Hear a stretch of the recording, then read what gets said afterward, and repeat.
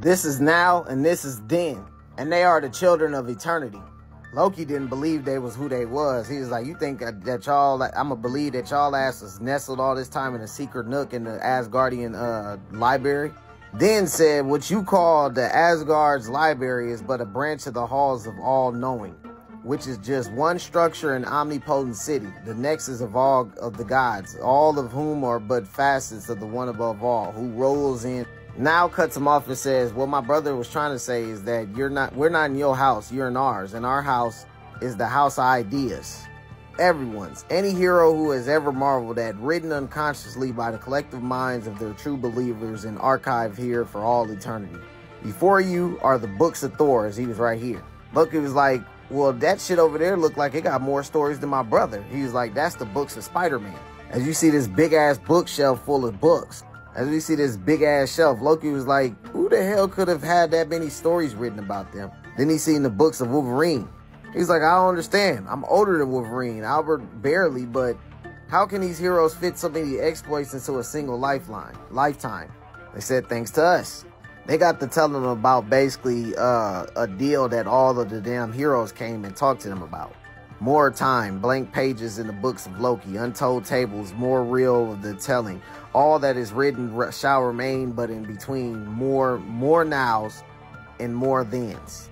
Loki said, you're telling me Thor, Spider-Man, they all came before you and struck this bargain. Each gift is different. Most heroes have no memory of our intervention, but we heard their requests all the same in dreams of prayers and anguish screams. Now says, for some, it was a matter of necessity. No single lifetime, even an Asgardian one, could contain all the heroic feats they were prophesied to perform. For others, we were humbled by their sense of responsibility. They desired more time to sacrifice, a chance perhaps to save everyone, but still, others in their hearts of hearts, they asked for more time to be punished. As we see, Spider-Man is the one always sacrificing in their sense of responsibility. That's why he'll never be fucking happy. And then you got fucking Wolverine getting punished. Loki said, if you know my hearts of hearts, then tell me what is mine. They said, freedom for your own success. You know what they say about the man who suddenly got everything he wished for. He would be bored to tears. So they began these trials so that he could make this bargain, right? The first one was the chess game, which he had won.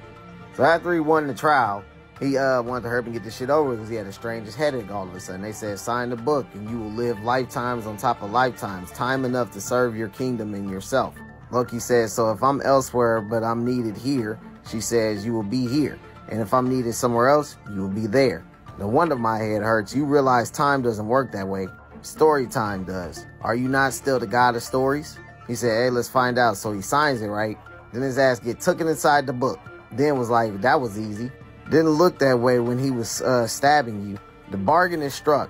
Loki's books will be rewritten with a hero's story and a hero's death.